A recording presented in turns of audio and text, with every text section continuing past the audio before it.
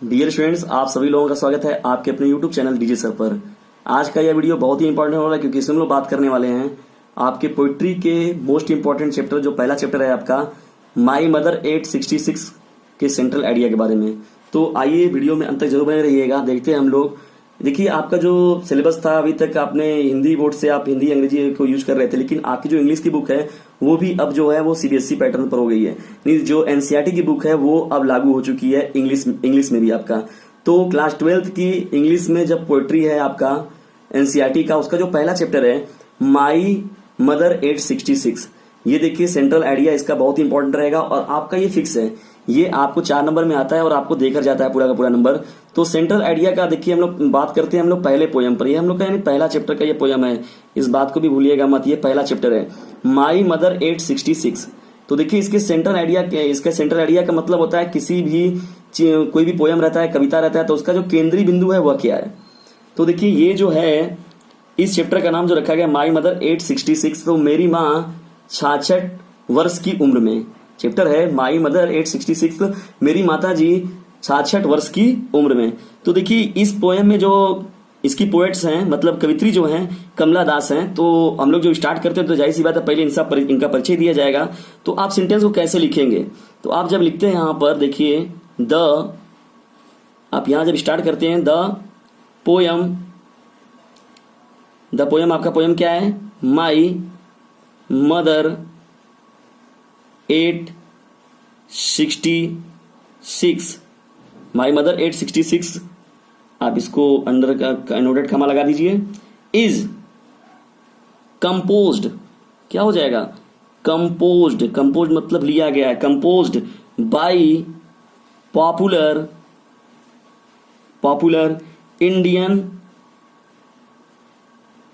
Indian English writer हैं। देखिए याद रखिएगा, इंग्लिश पोएट्स कौन है, कमला दास। ठीक है, तो यहां पर आपने देखिए इस चीज को पहले परिचय में आप देंगे कि माई मदर 866 में जब सेंट्रल आइडिया आपको लिखना है तो the poem my mother 866 is composed by popular Indian English poets Kamala Das. तो ये जो लिखा गया पॉपुलर वो हैं देखिए कवित्री, और साथ ही साथ वो भारतीय इंग्लिश की कवित्री है। तो बहुत ही इंपॉर्टेंट है यह चैप्टर, और चूंकि भारतीय राइटर है इसलिए और भी ज्यादा होता है। पोएट मतलब देखिए कवि होता है, पोएट्स मतलब क्या होता है, कवित्री हो जाएगा। तो आप जब इसमें आगे बढ़ेंगे तो ये देखिए जो चैप्टर है उसमें देखिए एडवांसिंग एज के बारे में बताया गया है। जो कमला दास है वो अपनी माँ को देखती हैं तो उसी के बारे में बात किया गया है। और जो एज है कि कोई भी चीज अगर रहता है, कोई भी है, तो उम्र के हिसाब से सभी लोगों को बूढ़ा होना है, वृद्धावस्था आनी है सबको, या सभी लोगों को हमें खोना है। अपने दादाजी हैं, मेरे पिताजी हैं, मेरे माताजी हैं, मेरे दादी जी हैं, तो सभी लोगों को जो जितने भी लोग आपके साथ जुड़े हुए तो वो उनका एक निश्चित एज आएगा।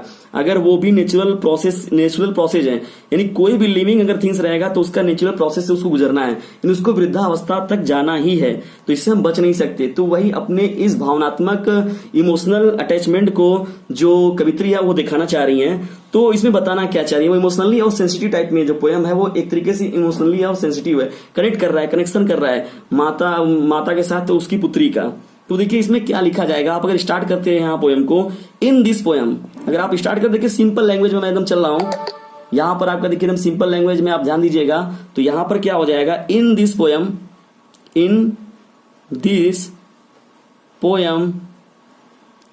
द पोएट्स, द आपका हो जाएगा पोएट्स सेज दैट, जानते हैं डायरेक्ट इनडायरेक्ट क्या बात हो रहा है यहाँ पर। सेज दैट मैं सिंपल सेंटेंस ले रहा हूं, यहाँ पर कहती हैं, क्या कहती है कवित्री इसमें, एजिंग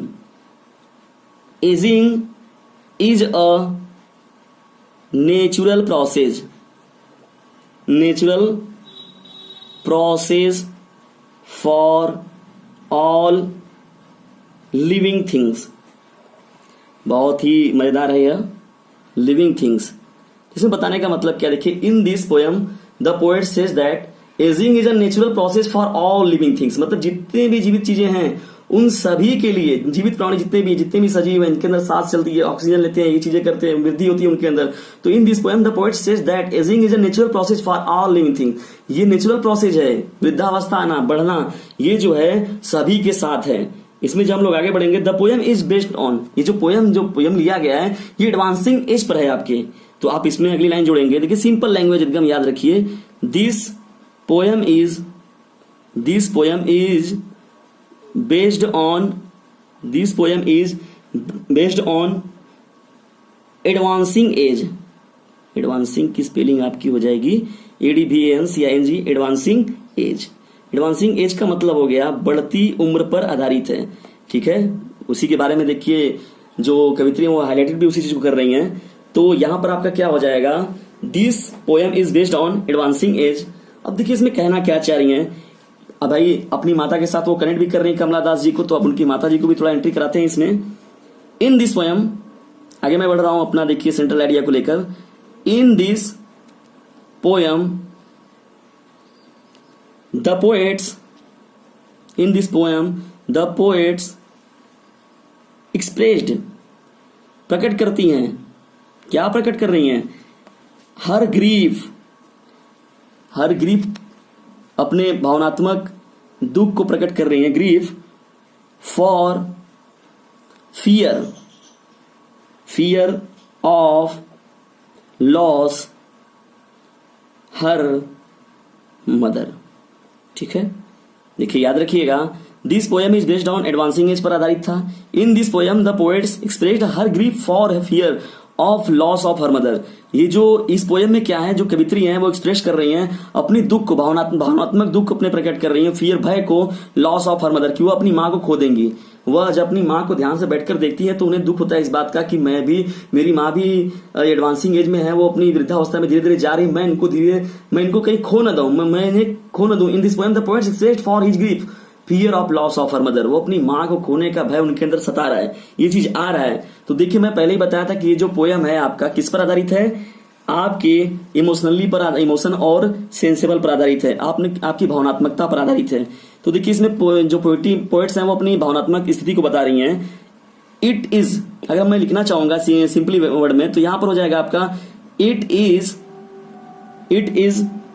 हो जाएगा आपका इट इज वेरी इमोशनली, ठीक है। इमोशनली आपका हो जाएगा इमोशनली एंड सेंसिटिव पोएम। ये जो पोएम है आपका वो बहुत ही क्या है, इमोशनली है और साथ ही साथ क्या है, बहुत ही सेंसिटिव है, भावनात्मकता से के साथ पूरा भरा हुआ है, एकदम ग्रीफ के साथ है, दुख के लॉस है, फियर भी है इसमें है। तो it is a very emotional and sensitive poem. अगर इतना आप लिख देते हो तो आपके लिए सेंट्रल आइडिया पूरा परफेक्ट रहेगा। माई मदर 866 पहली बार एनसीईआरटी की बुक है, अप्लाई किया गया है, इसलिए पहला चैप्टर इसका बहुत इंपॉर्टेंट है। सेंट्रल आइडिया याद रखिएगा, बहुत सिंपल लैंग्वेज में साधारण तरीके से बनाया गया है। एक बार मैं दिखा देता हूं आपको। The poem my mother 866 is composed by popular Indian English poets Kamala Das. आगे बढ़ते हैं। In this poem the poets express that aging is a natural process for all living things. This poem is based on advancing age. In this poem, the poets expressed her grief for fear of loss her mother. आगे बढ़ते हैं हम लेकर इसको प्रश्नों के, इसमें जो आपका है for fear of loss her mother, it is very emotionally and sensitive poem. यदि आप इतना लिख देते हैं तो आपके लिए पर्याप्त रहेगा। ये आप अगर लिख देते हैं इतना सेंट्रल आइडिया तो ये आपके लिए पर्याप्त है। और हाँ, इसके अलावा भी अगर आप सोचते हैं कि तो ये थोड़ा हम और बढ़ाना चाहते हैं तो देखिए, what is the basic aim of this chapter, क्या ये बताना चाह रही है पोएम, कवित्री क्या कहना चाह रही है। तो देखिए इस चीज को आप मैं एक्सटर्नल के रूप में दे रहा हूं। अगर जो व्यक्ति नहीं करना चाहेंगे तो वो यहां तक आपका रोक देंगे, उनको यहीं पर रुक जाएंगे। और यहां पर देखिए मैं लिख रहा हूं इसमें एट लास्ट, अगर आप आगे बढ़ना चाहेंगे तो इसे भी जोड़ देंगे तो ये आपके लिए और बेहतर होगा। Eight last the about the, देखिए पोएम के बारे में जब देखेंगे तो पहले चैप्टर में इस लाइन को लिखा गया है, मैं उसी बात को यहां पर रिपीट कर रहा हूं क्योंकि यही इसका थीम भी है। Eight last the poets says, ये बुक में आपके दिया भी गया है, हैव यू, पोएट कह रही हैं, हैव यू ईवर थॉट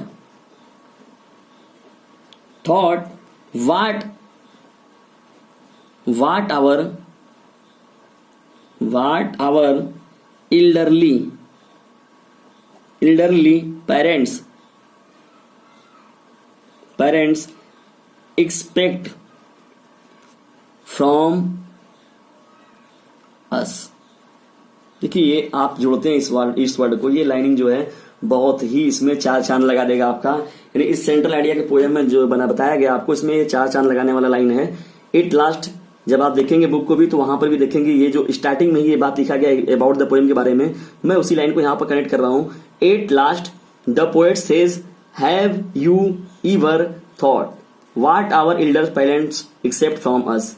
ये अंत में देखिए पोएट्स कह रही हैं, कवित्री कह रही हैं, हैव यू एवर थॉट्स, क्या आपने कभी सोचा है, व्हाट आवर एल्डरली पेरेंट्स, हमारे जो बूढ़े माता पिता होते हैं, एक्सेप्ट फ्रॉम अस, हमसे क्या उम्मीद करते हैं, या उनकी आंखों में हमारे प्रति क्या उम्मीद है, क्या उम्मीद वो हमसे लगाए बैठे कि हम उनके लिए क्या करें उनकी इस अवस्था में। हैव यू एवर थॉट्स, क्या आपने कभी सोचा है, व्हाट आवर एल्डरली पेरेंट्स, हमारे बूढ़े माता पिता हैं, उनको हमसे क्या आशाएं हैं, उनको हमसे क्या आकांक्षाएं हैं, क्या आपने कभी इस चीज को गौर किया है। यही बताना चाह रही है इस उद्देश्य से ये चैप्टर जो है माई मदर 866 में। तो इतना अगर आप लिखते हैं तो बहुत ही महत्वपूर्ण रहेगा आपके लिए, बहुत ही बेहतर रहेगा। और ये जो चैप्टर है बहुत ही इंटरेस्टिंग है, बहुत ही मजेदार भी है, और एक तरीके से देखा जाए तो फैमिली को भी कनेक्ट करने वाला चैप्टर है। तो माई मदर 866 जिसका नाम है, और ये रहा इसका सेंट्रल आइडिया, कमला दास जी के द्वारा लिखा हुआ है। यदि आपको इसका पीडीएफ चाहिए तो मैं आपको पीडीएफ भी अवेलेबल करा दूंगा। जो हमारा व्हाट्सएप ग्रुप नंबर है 950-690-250-7, वहां पर मैं इसका पूरा रिटर्न लिख के सिंपल तरीके से आपको पूरा पीडीएफ इसका मिल जाएगा। और नहीं तो आप देख के यहाँ पर स्क्रीनशॉट लेकर भी आप अपने पास रख सकते हैं। वीडियो आपको कैसी लगी, या सेंट्रल आइडिया का यह जो आपको सिंपल लेवल मिला है तो ये आपको कैसा लगा, इसके बारे में कमेंट बॉक्स में जरूर बताएं। और साथ ही साथ हमारे व्हाट्सएप नंबर को भी जरूर सेव कर लें 950-690-250-7। जब तक आप बोर्ड एग्जामिनेशन है तब तक तो जरूर सेव किए रहिए और ग्रुप में जुड़ जाइए, क्योंकि याद रखिएगा वहां पर आपको कई लोगों के साथ जुड़कर स्टडी करने का मौका मिलेगा और आप अपना बेहतर कर पाएंगे। तो मिलते हैं हम लोग अगली वीडियो में, तब तक के लिए टेक केयर, गुड बॉय।